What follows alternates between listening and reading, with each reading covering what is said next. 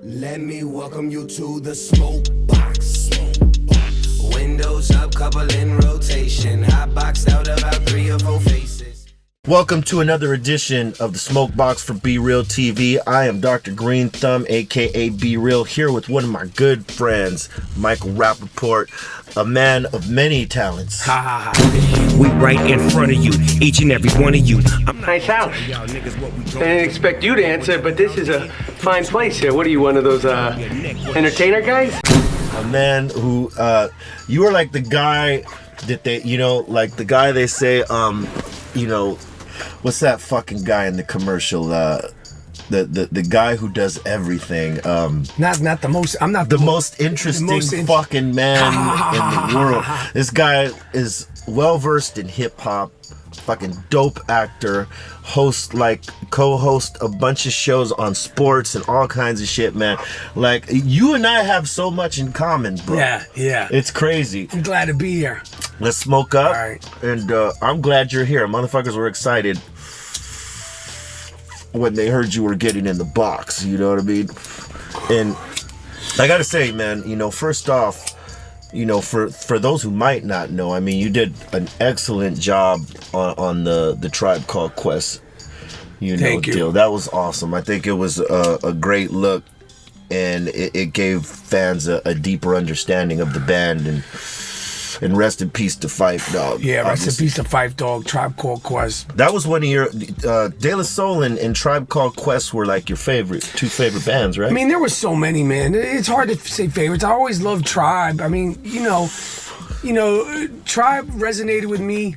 I had the impotence to tell a story, and we were able to get it done. But in my opinion, I wish that like there was a Cypress Hill doc. I wish there was an Eric B and Rakim doc. I wish there was we could do that, bro. But it's like a Grandmaster Flash and the Furious Five. Like, what's their fucking story? There needs to be that doc because they were like the first. Right, imagine their story's got to be bugged out. Like that Netflix show. Yeah. No disrespect, they really dropped the fucking ball with that shit, man. Yeah, it's like they went halfway. And you're talking about Hip Hop Evolution, right? No, the fucking the Get Down. The Get Down, yeah. That was. It looked fucking dope. It looked great. But I was like, come on, man, you got him doing karate, and like it was all like, yo.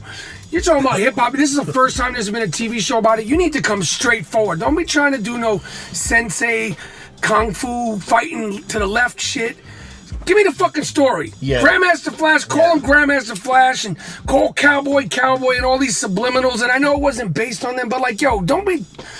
I was disappointed with the Get Down. It looked dope, and I know it's hard to make something great. It ain't fucking easy. Right. Nonetheless. The timelines to what was going on at the time was there. It's just that fucking some of the story, it gets fucking.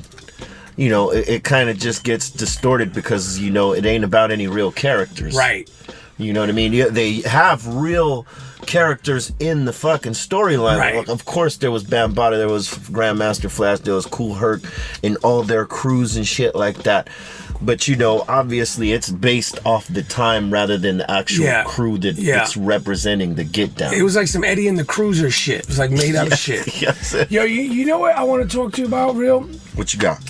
Because every time I go to a Lakers game or a Clippers game, I'd say about 85%. You have season tickets or some shit? Yes, to Clippers or Lakers? Lakers. People don't know you're like a hardcore. No one talks to you about basketball because they think you're stoned out of your fucking tree all the time? True this. Yes, they do. But I know some basketball. You have season tickets. You better know some shit. I know some basketball, man. And it's great to talk basketball with people who know basketball. Like the fair weather fans that like they just follow players and shit like that, man. You can't talk to them because they don't really know shit. No, you know if you got season tickets, you know what's going on. Yeah. So I gotta ask you about your Lakers, your Lonzo Ball, your big baller brand. The big baller brand. Where do you stand? You're an LA dude. You're a Laker fan. Are you still a season ticket holder? Yes. Can I be 100 what I think happened there with LeVar Ball and like the craziness that was happening before the draft?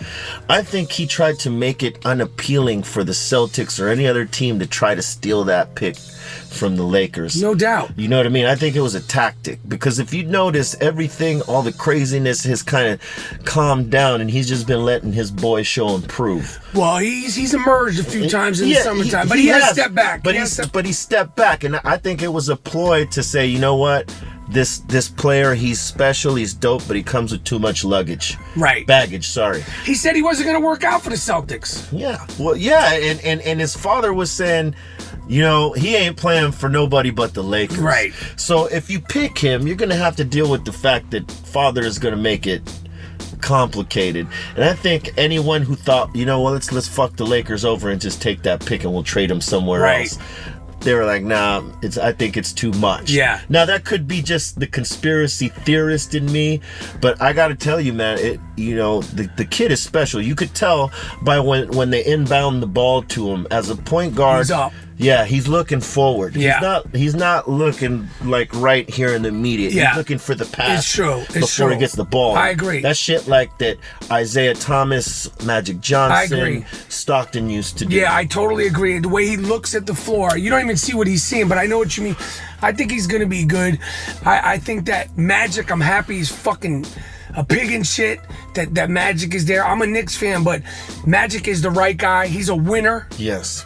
Magic Johnson will stay up all night. He knows how to win. He's not going to lose being the president of basketball for the Lakers. No. That's just not happening. I think what his dream to do is coming to fruition, like bring the Lakers to prominence and be a part of it on the back end. He's not going to leave until that fucking trophy is held up and he's like, LA, and he's smiling and the people are going to lose their fucking minds. And even then he's not going to leave, I don't No. think. You know, I want to say this though, man, because you said you're a Knicks fan, and I do follow the Knicks because the one thing that I know is that you guys got that Porzingis kid over there. Yeah.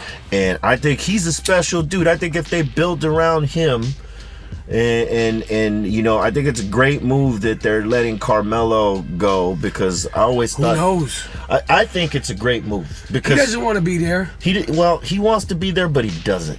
And to me, I think Carmelo's a great player, you know, in terms of like an individual player. Like his abilities are great, but what he never was able to do is play a role.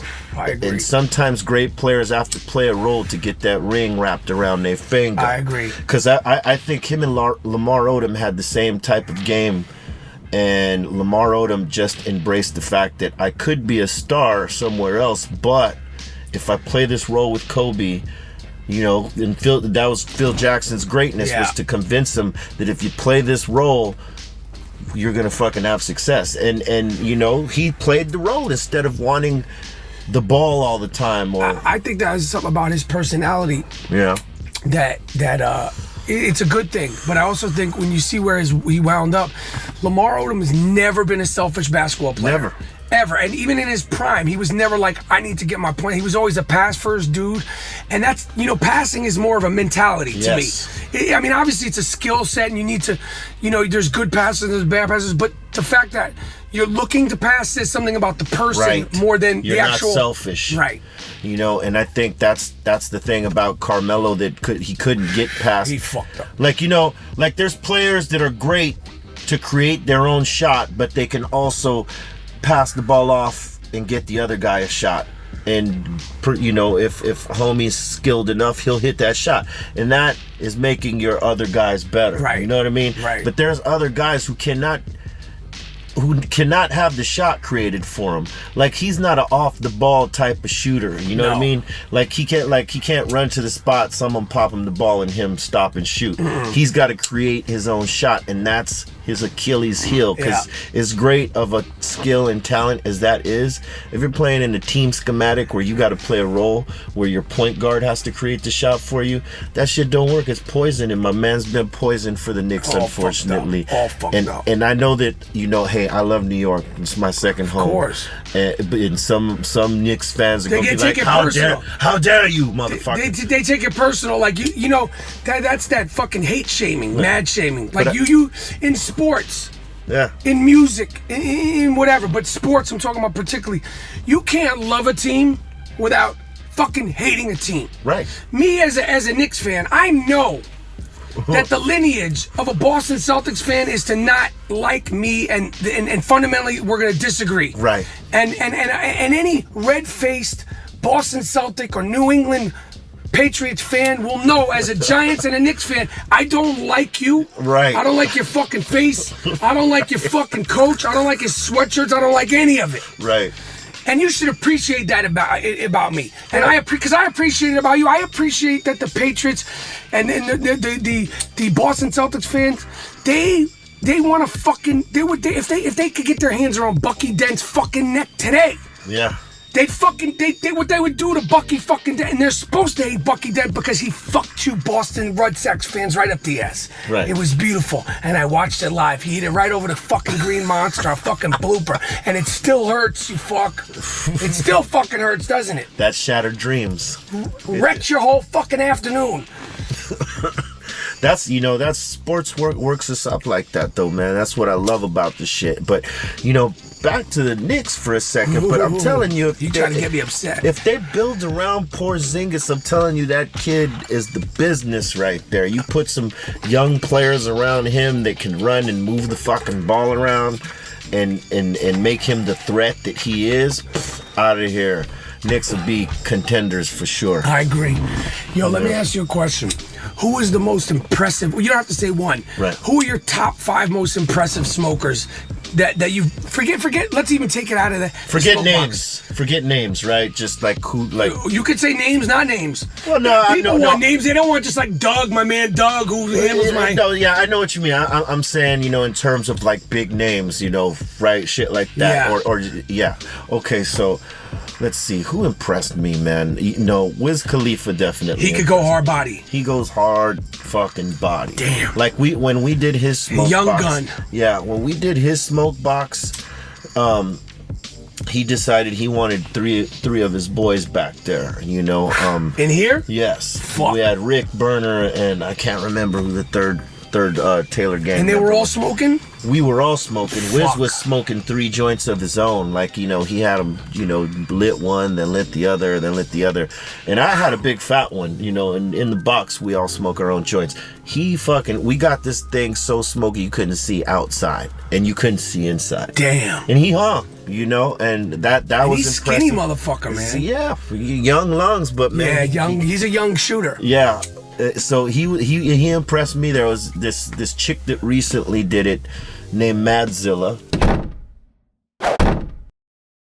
She's like she used to be an adult film star. Oh, okay. But she's now big in the cannabis lane, and she tells her story how cannabis helped her through a time because she had this big car accident, and she had to rehab from that and therapy. They were trying to feed her a bunch of drugs, and she chose cannabis instead. Right. She got in here and she had her own joints rolled, big ass, massive. Cones, and she put 2 or 3 of her friends back there. Chicks? And they had, one of them was a chick and one of them was one of her dude friends. And we had they had 3 big ass massive cones, and I had one big fatty like that. And this car got smoked the fuck out. She hung like a champion, I gotta tell you.